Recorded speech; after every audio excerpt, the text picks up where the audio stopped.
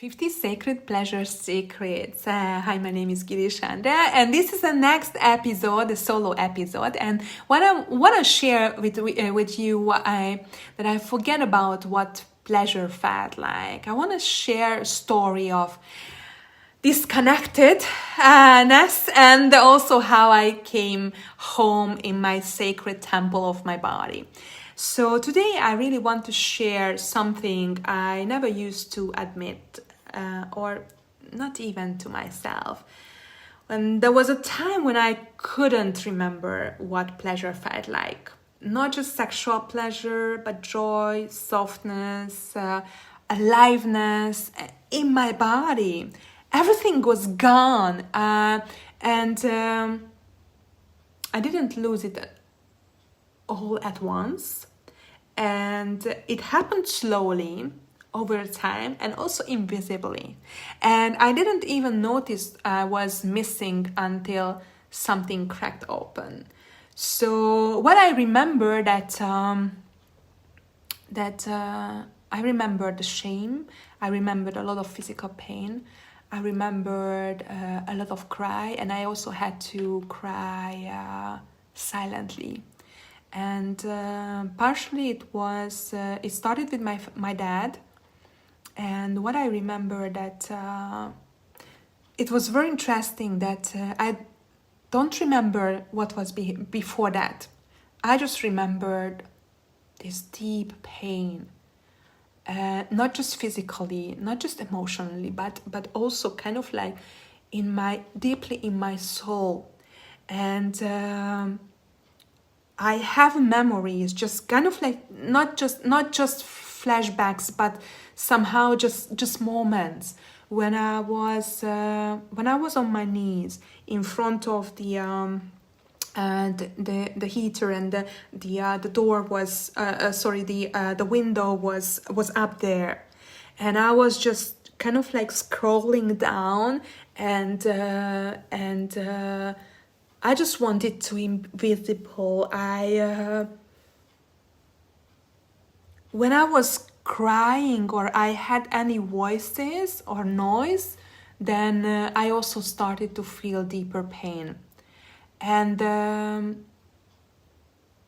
deeper pain on my back. And my father was beaten with belt. And so what I learned that I shouldn't say anything. I shouldn't give any noise or voice. Even I shouldn't cry. So I started to cry silently. I wanted to be invisible. Because when my father saw me, that he found something to shout on me or to find something what I did wrongly or what kind of mistake I made, or even if I did something on one way yesterday and today I did the opposite, today it was not good and he wanted like yesterday. So I could never ever knew what could be good for him. And the most painful thing was that my mother couldn't protect me. He was also more helpless with me. He was taking on something instead of me, or when she started to protect me, my father was much more angry. And so after a while, she realized that she could protect me in a way that she couldn't enter into the connection or this punishment. Because I have less pain and less punishment. And I even cannot imagine how hard it was for her to witness all of this. And when we started the transgenerational healing work together,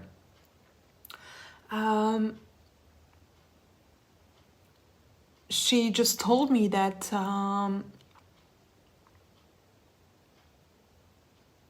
she didn't remember, mainly around I was 7, and my first memories came from my 7 years old, and I just had these few moments from before, which means to me, so as I learned so much on trauma and abuse healing work, that as usually I'm saying that we put in a black box, like, you know, in a flight black boxes, and until we are not ready to open it, then it's closed in this black box.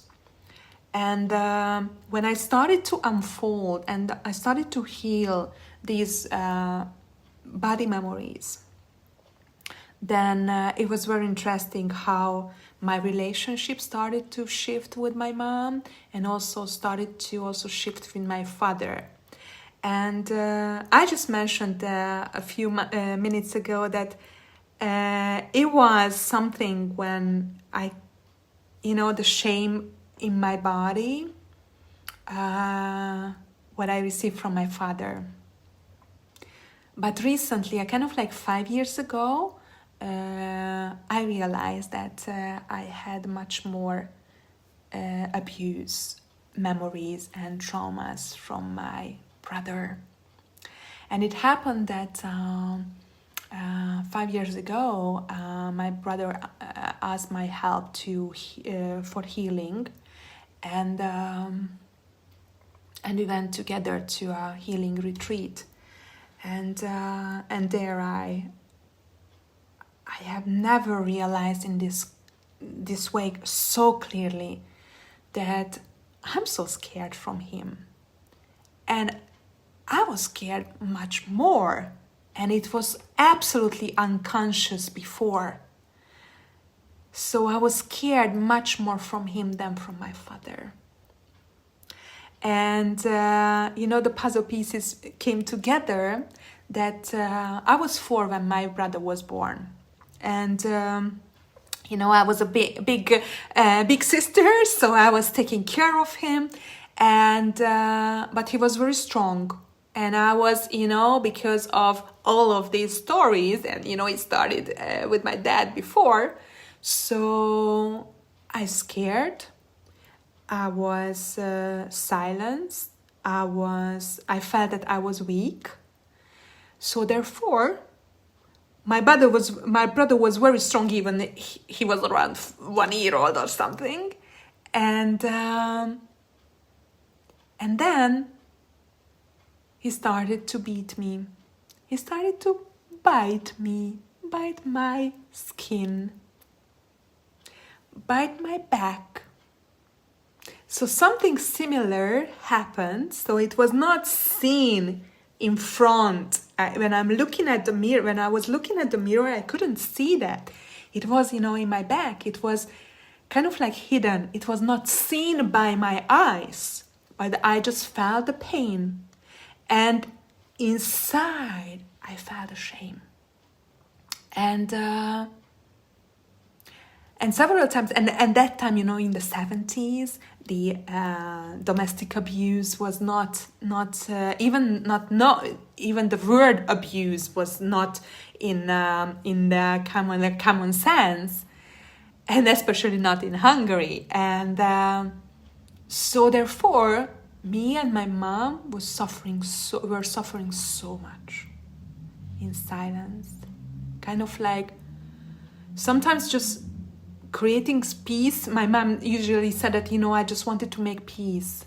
And in the name of peace, there were a lot of you know, we were sacrificing so much. We were giving up our selves, our voice, our needs, our boundaries, everything. And I remember when I was on my healing journey, I realized that, you know, my unconscious sentences, or kind of like let's say affirmations, were that for a little love, a piece of love, just a kind of like a bite of love, just making a little humor with the bite, just a bite of love and attention, I could give everything and anything what I was asked for. Therefore, I completely lost my identity, myself, my needs, my healthy boundaries. And how I started my story, that I didn't know, I was not aware what pleasure meant, or how could I feel pleasure. And I was not aware that what pleasure means to me, or whether pleasure could be available, or pleasure is existing, because I was suffering so much, physically, emotionally, mentally, and also I completely lost the connection with my soul. I was completely in a survival mode. Survival physically, survival, and also suppression, all of my voices, my emotions, every single day. And beat by beat, piece by piece, day by day, this became my reality. That I'm here to suffer. I'm here to have pain. I'm here to serve something I could never be. I could never fulfill that kind of requirements, that kind of needs. Because what I learned, everything what I've done, it was wrong. As a little girl, I became, my identity, I became as an identity that I am wrong. I am shame. I am pain. Because, I became one. As a little girl, we became one what we were told, how others behaved with us. And so this determined myself. And after this, and I just realized it a few years ago, I started to open up my teenage years memories. That, continuation of this. When I spent less time with my brother, less time with my father, but more in the school, with my classmates, with my teachers, it continued. I had much more shame moments also in my teenage years. And what I learned in my early childhood, my mom couldn't protect me. I completely lost my voice. And besides of this, I was so many times sick. And I had nobody I could share with. I had no friends. I had family, but we were not talking about this. It was a kind of like secret, and also that's why I choose as a podcast title, secret, and also stories, because we had a lot of secrets in our family, because we were feeling shame, and then we are so scared if we are sharing this, then we were judged much more.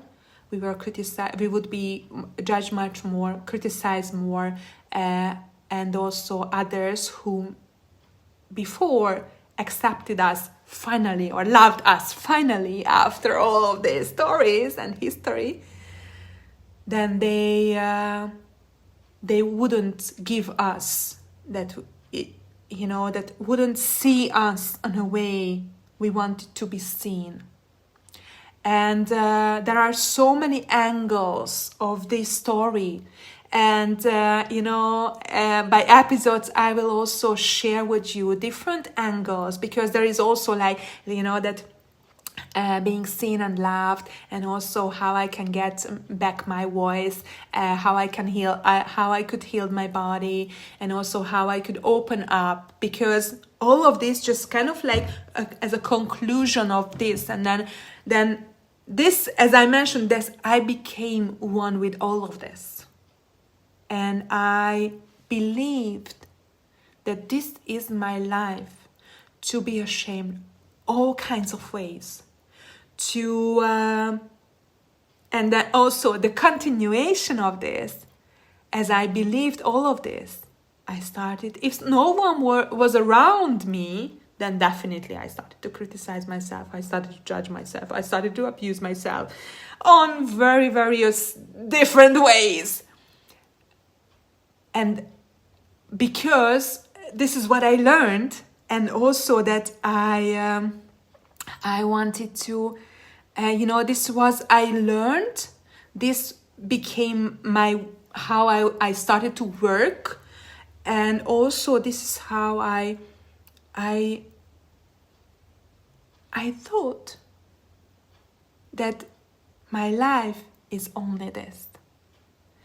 And I couldn't imagine whether others could live differently.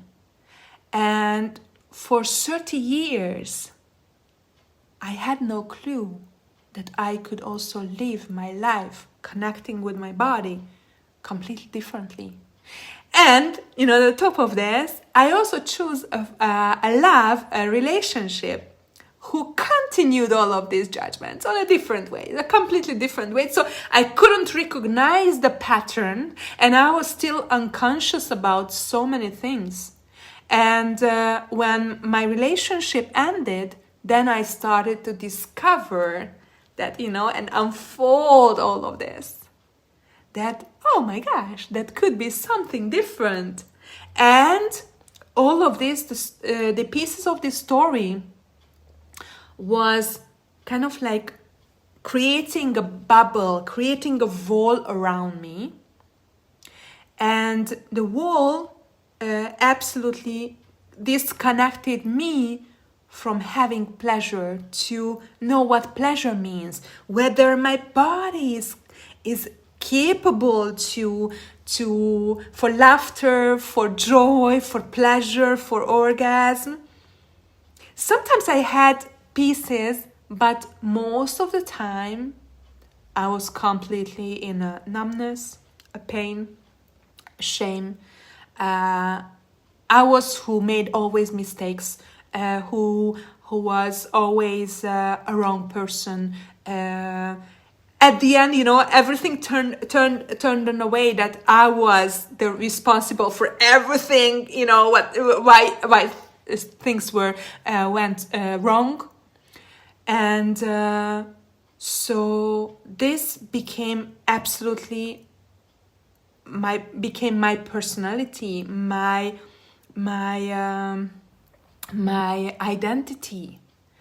And the good news, if you can relate to any pieces of my story, that we can, our body is magical, and our consciousness, and also all the tools what there are available all around the world are kind of like incredible, how we can do the healing work, how we can build kind of like crack and demolish all of these walls and pain, and that the pain could fade away, the shame could come up to the surface, and also we can face with that. And the power what we gave to it, and all of this. And then, so, we gave away our power, that we can bring it back. We can reclaim it, all of it, on a completely different and grounded way. And our voice can be cleared and also can be heard. The self-love can be started. And also how we can peel off all of these bubbles, what gave us, let's say, comfortable or safety, because this is what we got used to it. Then how we can peel off, how we can clear off. Then we can open the space for something brand new. We can open up for love, for our truth, for our voice, for connection with our body, for learning more who we really are, how powerful, how worthy we are. And it's so important to really find a way how you can face with these invisible blocking baggages, pain on all levels. And in another episode, I will also share with you my healing stories. But I think that this was very important for me right now. Just share that and a little bit talk about where I came from. And this was also just a little piece of my story. And maybe if you are listening right now, that you are forgotten what pleasure feels like too. Maybe it's been months or years or maybe decades. Please hear this, that you are not broken. You are not becoming one, what I also believed. Your pleasure isn't gone. It's just waiting quietly, kindly for you to remember. And maybe I would like to also offer one or two gentle reflecting questions. That when was the last time you felt truly alive in your body? And what part of you is longing to held or heard or touched with love? So just be with these questions and sit with it, and then just allow to your body just telling you the answers. So thank you very much for listening. Thank you for meeting this story with your heart. And that's why 50 Sacred Pleasure Secrets exist. Not to perform perfection, but to remember together that what it truly means to be fully, joyfully, and human again. And if my story touched you, I'd love for you to follow the podcast, share it with someone who needs to hear it, or even apply to share your own sacred pleasure story, because the world needs your truth. And also my story I really wanted to share that no matter where you came from, no matter where you are right now, there is always the way for healing, because we have a deep self-healing capacity.